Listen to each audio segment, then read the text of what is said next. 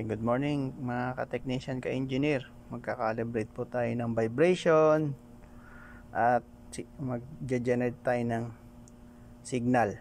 Okay? Sabi ng operator natin, channel A daw. Tapos amplitude, peak to peak. Ilan sir? 39.2 sir. 39.2. Tapos single ended, tapos peak to peak, then up na. Sisigaw yung operator kung tama o hindi. O next daw. So ulit channel A, then amplitude, tapos peak to peak, tapos ilan sir? 58.8. 58.8 single ended, tapos peak, then up. Ang kinakalibrate namin ay gearbox. So gearbox, ayun po yun, andun. Ayan. So may mga set point po tayo, so kailangan nating i-verify dun sa control room. Next, ilan? 78.4. So, channel A uli, amplitude, peak to peak, ilan? 78.4. 78.4 single ended, peak to peak, then up. Ang gamit natin ay 5110A precision signal generator. Okay, pang calibrate ng vibration meter. Go ahead. Then next, channel A, amplitude, then peak to peak. Anong set point? 98, then single ended, peak to peak, then up. Okay, hintayin lang natin. Yan, ganito po. Okay, tama raw. So next, last set point, channel A, amplitude, PC then PC 117.6. 117.6. Ito yung maximum nya, single ended, peak to peak, then up.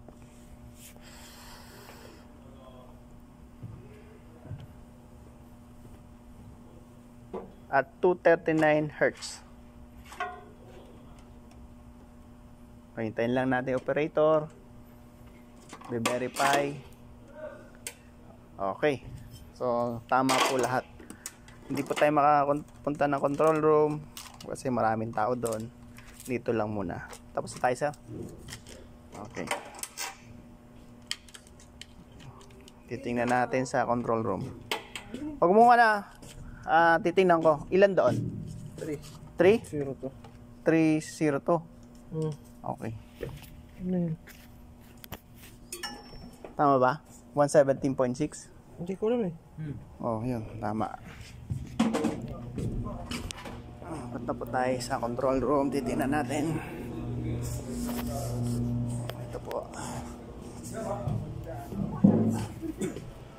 Huwag ka man ako mo. Ito po. 3.02. Yan po. Tama po yung value. Okay. Salamat po mga ka-technician, ka-engineer. Like, subscribe, and comment sa YouTube channel ko, Instrumentation Channel. Kasama po ng ika-calibrate namin mga temperature, vibration, at mga pressure at flow. So, ito ang testingan ng engine ng eroplano. Okay. Yan. Pinipreheat namin to para maganda yung performance ng signal.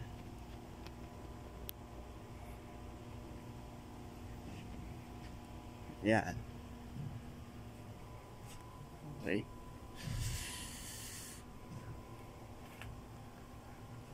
Ito. May mga pressure transmitter dito. Pressure transducer.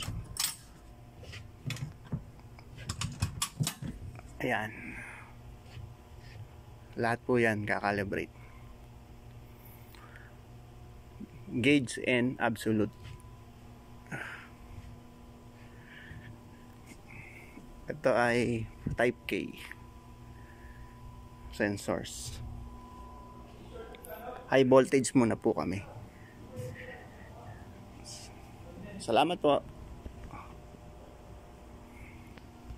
Good morning mga ka-technician. Magkakalibrate po tayo ng high voltage. Ito po yung gamit namin, standard. Then ayun po yung kakalibrate natin. Akit po tayo.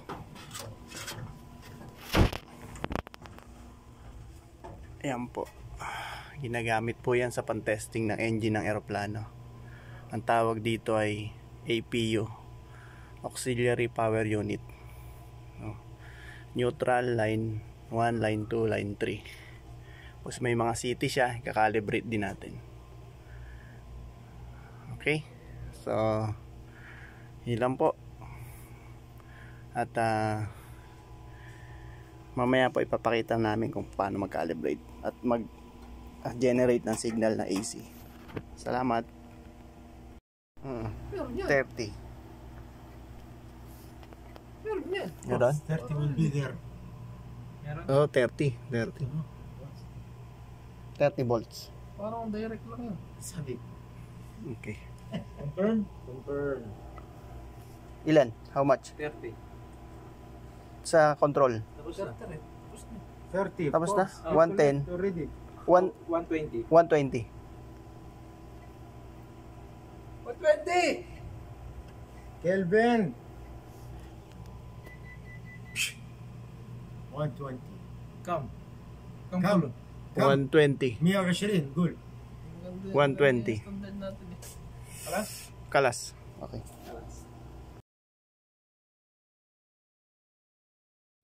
Inject tayo ng current. Ito. Ayun. Current.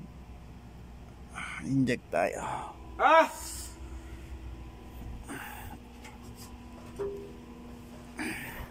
Ito ang Check mo ah! current generator. Gibbs! Yun.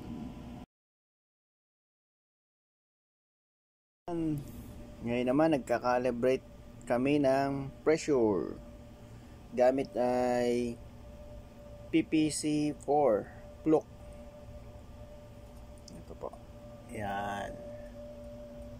Pressure transducer. Yan, nag-inject ako ng 150 PSI. So kailangan doon sa control room 150 PSI din. So may tao po doon sa control room. Yung kabady ko po. Set point natin. Then 200. Ako. Escape. 200. Then enter.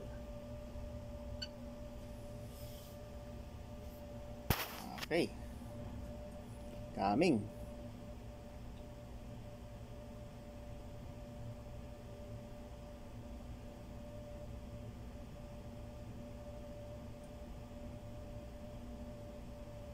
Yan.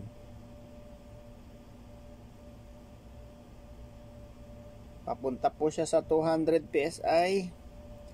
Then sisigaw yung kabady ko kung okay o hindi. 200 PSI.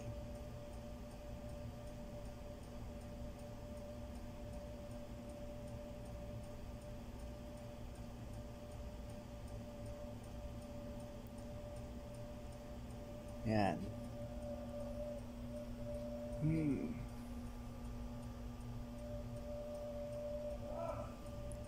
Okay, kalas daw.